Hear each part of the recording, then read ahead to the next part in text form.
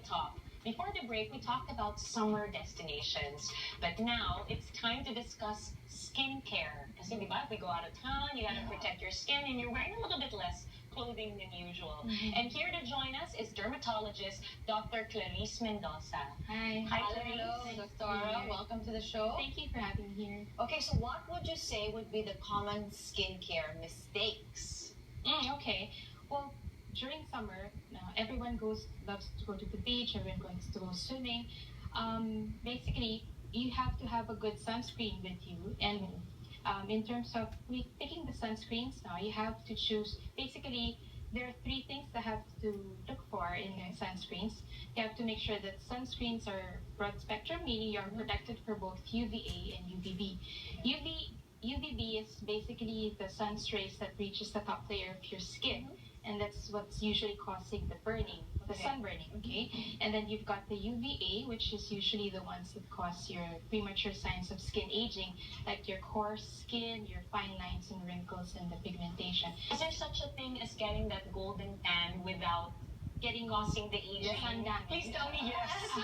Okay, of course you have to make sure that you are protected at the very base level, so you have to cover up your cells with sunscreen. Okay. The proper amount is actually half a teaspoon to a teaspoon for the face and the neck, and about an ounce or probably a shot glass amount for the rest of the body if you are to go to the beach. And then best advice is actually to avoid the peak hours, which is usually 9 to 4, because that's when during the morning, can I use a SPF 4 from 8 to 10? And once 10, then I can pile it up a little bit. No, that doesn't really work that way. Ideally, before you step out, probably 15 to 30 minutes before you step out outdoors, make sure you put on your sunscreen. And then if you're constantly out in the sun, you must reapply every 2 hours. So also when you get in the water, it gets you. Yeah, I've seen a lot of people do this. Like I've seen people do this in the beach. Like they'll put on the sunscreen, then they'll jump in the water. Yes, Because it right takes away, a while, for it to get absorbed, right? Yes, and in terms of choosing your sunscreens, you have to make sure that it's also water resistant. Is there also a nice sunblock that you could also recommend? Because most of the sunblocks that I've encountered are white. They're quite thick. And they're thick, so my face is like so white, and I don't like that. But so is there like may tinted, That's a really good question. I always get that in my clinics now. There are actually two kinds of sunscreens. You've got the chemical sunscreen. Those are the ones that when you apply them, they're actually colorless, and they work by absorbing the sun's UV light. Okay. And you've got the physical sunscreen. They are the ones that when you apply them, they're quite thick. Yeah, they're really thick. You get a good white film on your skin, and it's really difficult to remove. So, of course, in terms of your preference, it depends on what you want.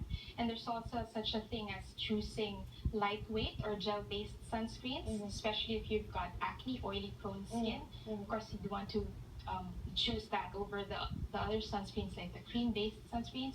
You could also use tinted sunscreens, especially if you like putting on makeup.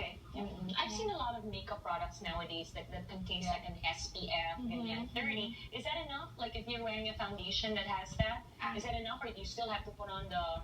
I know most dermatologists recommend that putting on like a basic layer and then putting on your makeup after. My answer to that is actually no, because you don't get the same coverage as when you apply like a makeup with a certain SPF, as when you apply a good base of foundation. So you need the base. Yes, I would put a good base of sunscreen first, and then you can put on your makeup. Your sunscreen makeup or sunscreen foundation, which a lot of them have now.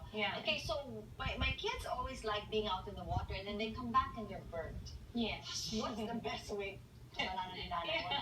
So what's the best way to treat that? Okay, getting sunburns usually, first and foremost, to avoid that, you have to use your sunscreen. But usually, if you are applying your sunscreen and you still get sunburn, it's either you did not put the right amount, or you did not reapply, or probably the sunscreen is expired. Oh, no, they expire.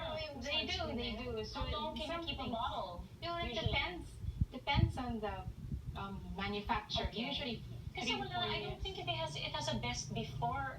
Kasi you don't use it. You have to make sure. That's why you have to make sure that you use them before it expires. No? Right. So in terms of getting sunburnt, usually you can use some anti-inflammatory lotions. Okay. A mild cortisone cream would help, of course, with the supervision of your dermatologist. What about for bungang araw? What they call, Yes. diba? Miliaria. Sun ra, what they call it? Prickly heat. Yes. Miliaria rubra, that's the term that we have for that. It's very common during summer, especially for children, because we sweat a lot. It's very humid.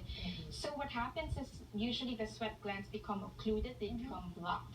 So one way to prevent this from happening is, I guess, you try to avoid wearing too tight clothing, and you can wear loose, cotton breathable clothing just so your skin can also breathe.